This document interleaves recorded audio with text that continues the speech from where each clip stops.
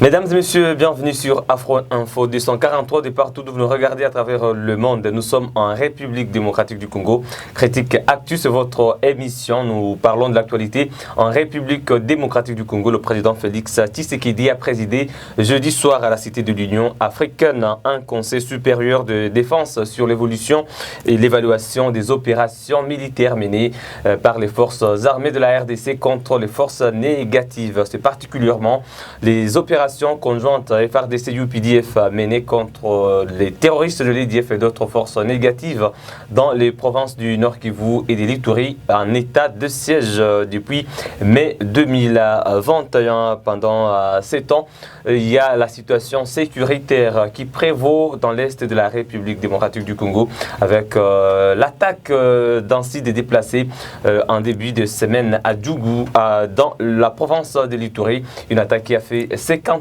morts et 36 blessés. À Nobile également, il y a les EDF qui ont mené une attaque et 3 personnes ont été tuées. Dans le haut plateau des Fizi-Ouvira, il y a des affrontements en cours. Il y a aussi la situation sécuritaire dans la province du Haut-Katanga avec la résurgence des Bakata-Katanga qui a été au menu des échanges entre les chefs de l'État et les ministres qui étaient conviés au Conseil. Nous en parlons avec détail dans ce numéro des critiques actuelles avec notre invité du jour que vous allez découvrir. Mesdames et messieurs, restez avec nous.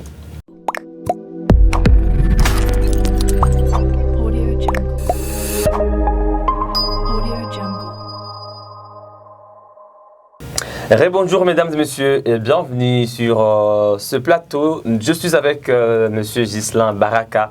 Il est journaliste spécialiste des questions des pays dans la région des Grands Lacs. Bonjour Ghislain.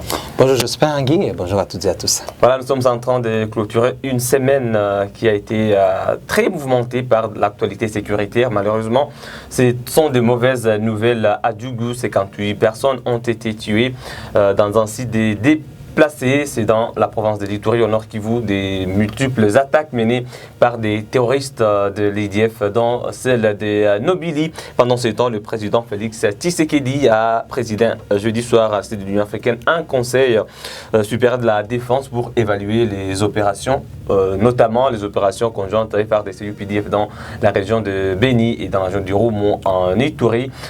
Quelles sont vos premières impressions par rapport à la situation sécuritaire au courant de la semaine?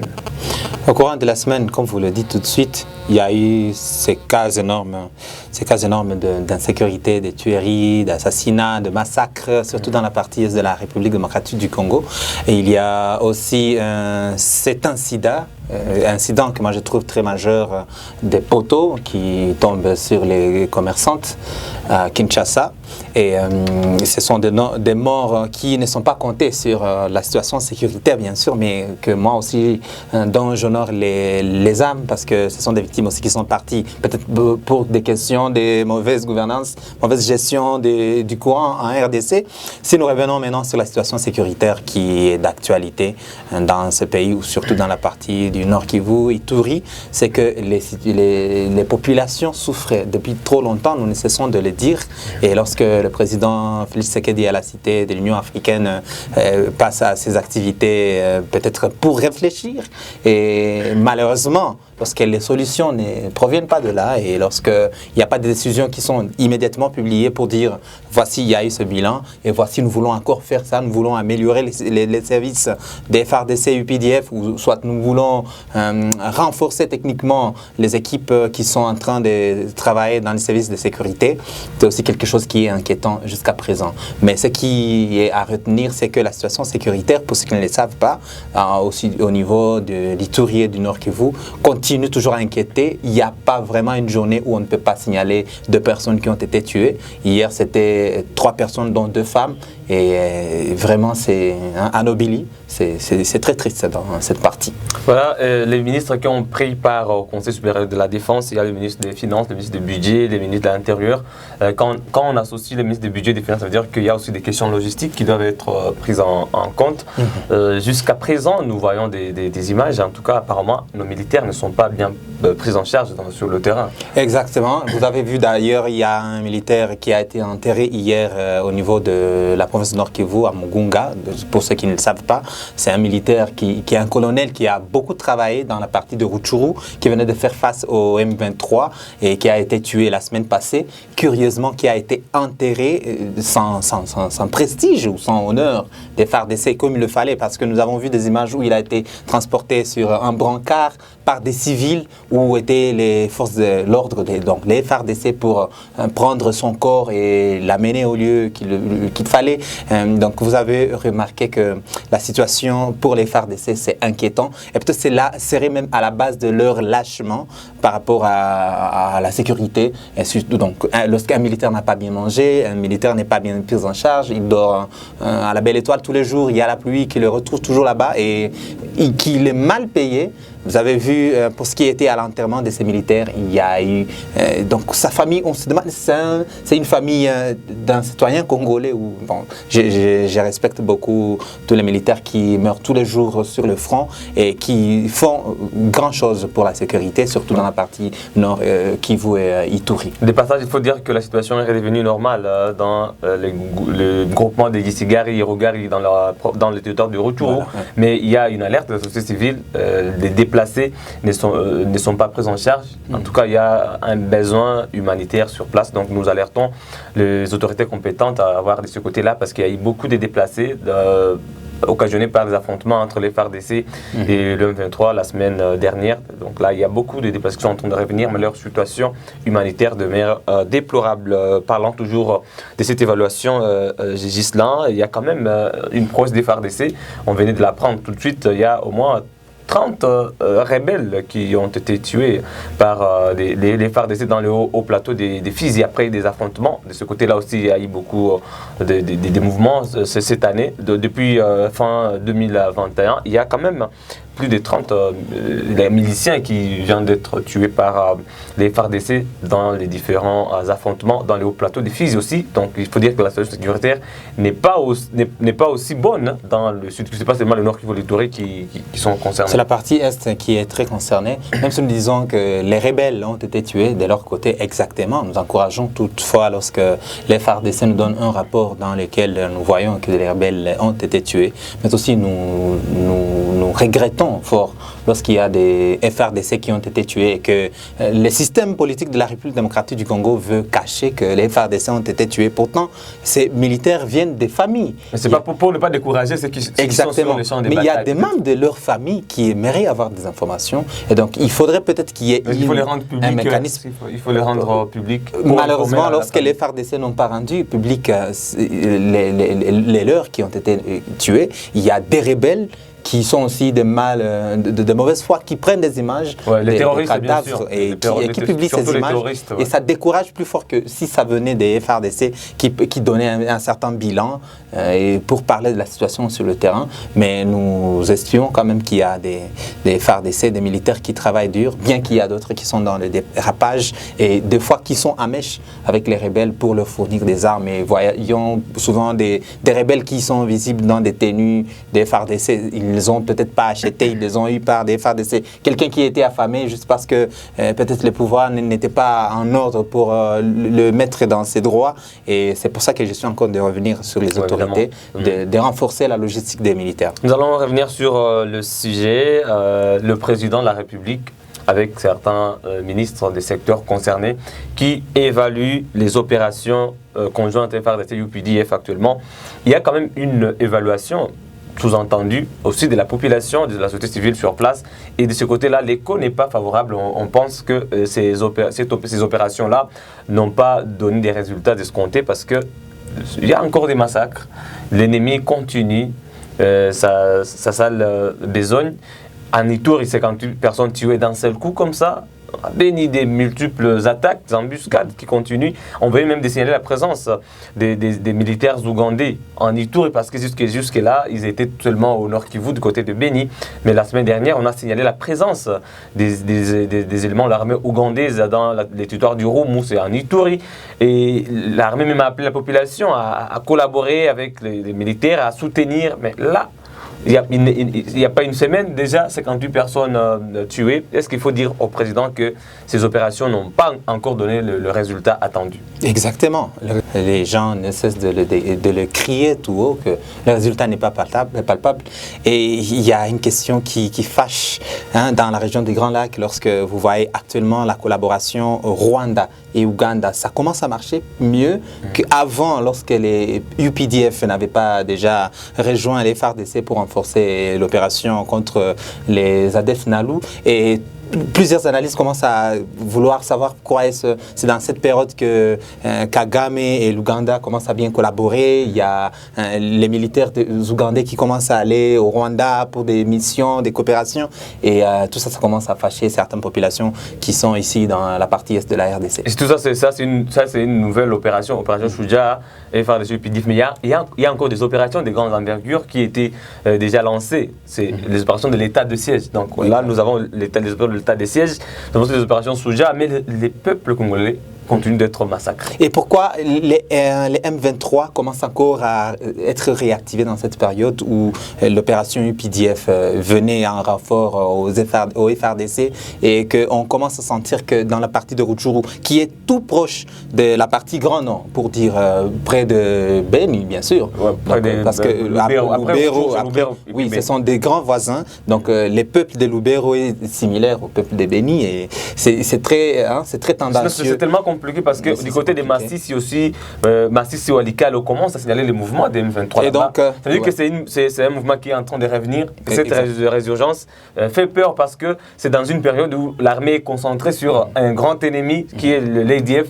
On sait que de l'autre côté, il n'y a pas une forte concentration de l'armée et les M23 profitent de ce petit vide-là, même s'il y a des éléments, bien sûr, Sokola 1, tout, mais ils veulent profiter de cette période où l'armée est concentrée sur l'ADF pour revenir aussi et pour qu'il y ait de nouvelles discussions à table pour encore profiter de pénétrer ou d'infiltrer le régime actuel. Et ça, c'est très dangereux. Moi, je pense qu'il est temps que ces opérations-là, je ne sais pas ce que vous en pensez, si ces opérations-là étaient étendues sur toute l'étendue du Nord Kivu, donc on a des militaires ougandais à Massissi, à Rutshuru, à Walikale et partout pour contenir tous ces groupes armés plutôt que de se concentrer sur les l'ADF. Mais quelqu'un d'autre a dit pourquoi est-ce que les FARDC ne sont pas seuls à mesure de maintenir la sécurité de la partie est de la RDC. C'est possible qu'ils le maintiennent. Il y a beaucoup de contraintes peut-être. Exactement.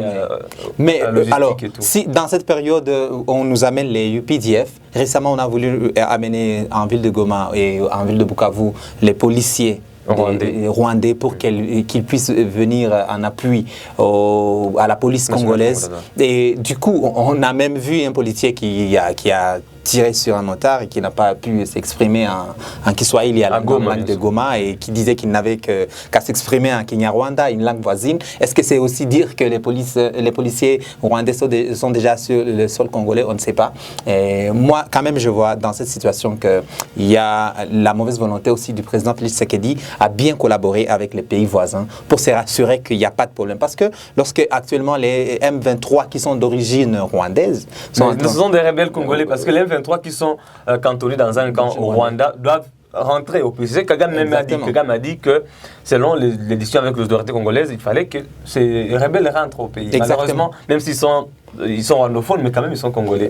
Bon, c'est parce que nous parlons de leur origine actuellement, du mouvement d'où il est venu. Et ils étaient soutenus aussi par le Rwanda. Exactement. Donc actuellement, nous avons besoin de voir le président s'impliquer sérieusement dans cette situation parce que les UPDF et les FARDC n'arrivent pas à produire un bon travail du fait qu'il y a d'autres infiltrations dans plusieurs coins. Les FLR aussi qui sont toujours dans le parc de Virunga. C'est ça.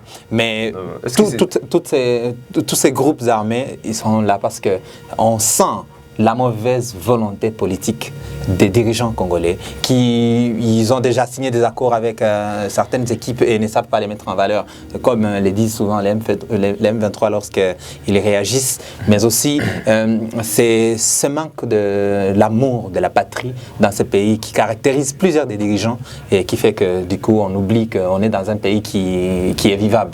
Voilà, il ne faut pas oublier, Ghislain, c'est notre sur le dernier point peut-être, la MONUSCO est toujours sur le sol congolais.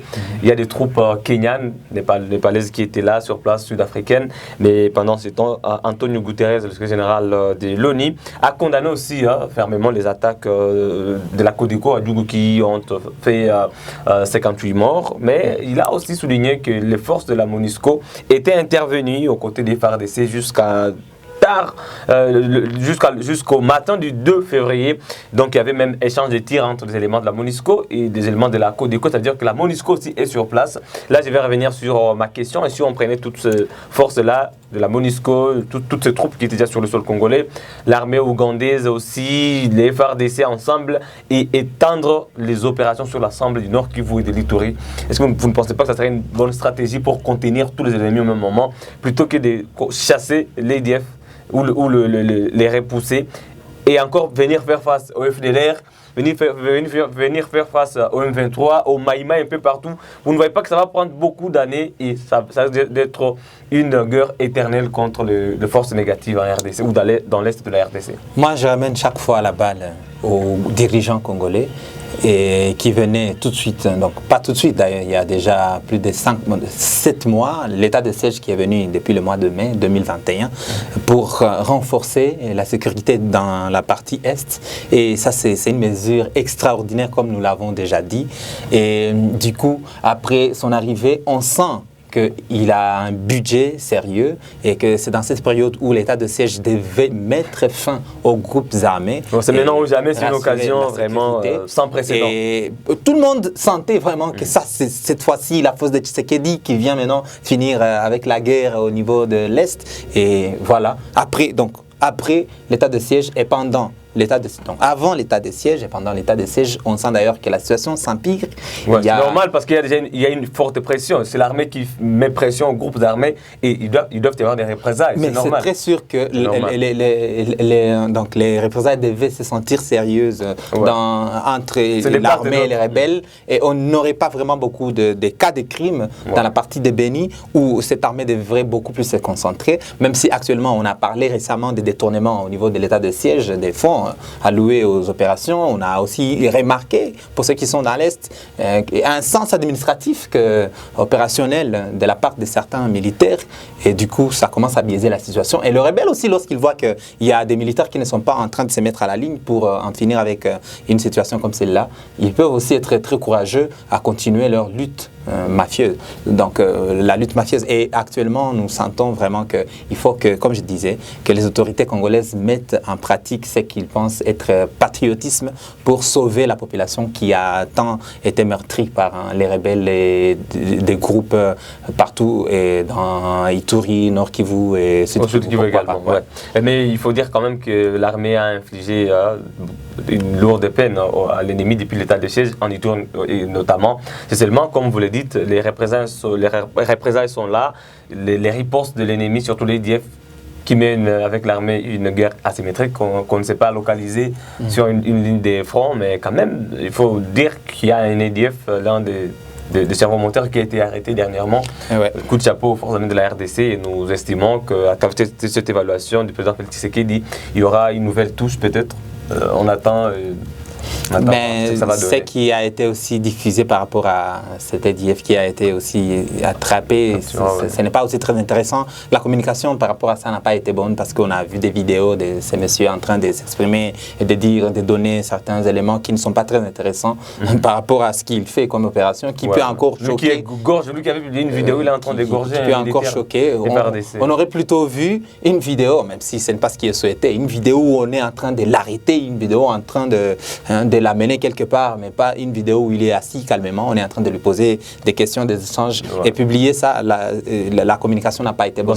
Mais je pense que ce n'est pas l'armée qui avait publié cette vidéo, ça a fuité. C'est un élément de l'armée, mais ce n'était pas une communication officielle en fait. Une communication, moi je parle de l'autre fois lorsque nous avons vu des ministres comme Lambert Mende qui avait coupé la connexion pour tous les Congolais pour que certaines choses ne se passent. Donc ce n'est pas difficile d'instruire aux militaires et faire d'essai de ne pas chaque fois partager des images ça et là et ainsi de suite. Mais quand même, ça, c'est un élément très encourageable. Il n'est pas le seul. Il y a un autre qui a été arrêté, je pense, 2 semaines avant. À Ouvira. Oui, et donc il y a quand même des actions à louer dans les niveaux des FARDC et on espère qu'elles vont s'en sortir si quand même elles comprennent cet aspect patriotique, accompagné bien sûr par le gouvernement qui leur doit une force économique. Voilà, merci beaucoup. On l'a dit au début. Donc, le président Tshisekedi a évalué les opérations conjointes FARDC-UPDF et les opérations FARDC, les opérations menées entre les FARDC et la MONUSCO. Donc, c'était une évaluation tripartite. On commence d'abord par FARDC parce que les FARDC sont en train de mener des opérations seules, par exemple, comme au sud Kivu et au nord Kivu, au niveau de la zone opérationnelle Sokola 1. À Beni aussi, il y a déjà des opérations de l'état de siège en Ituri, mais il y a d'autres opérations, Shudia par exemple, qui sont menées par les FARDC et l'UPDF. Il y a aussi des opérations qui sont menées par les FARDC avec l'appui de la MONUSCO et nous attendons donc de cette évaluation des résultats sur le terrain pendant ces temps. Les opérations sur le terrain se poursuivent dans la région de Beni, en Ituri également. Les opérations sont en cours, donc les FARDC et l'UPDF sont en train de mener des opérations contre les forces négatives, notamment l'IDF.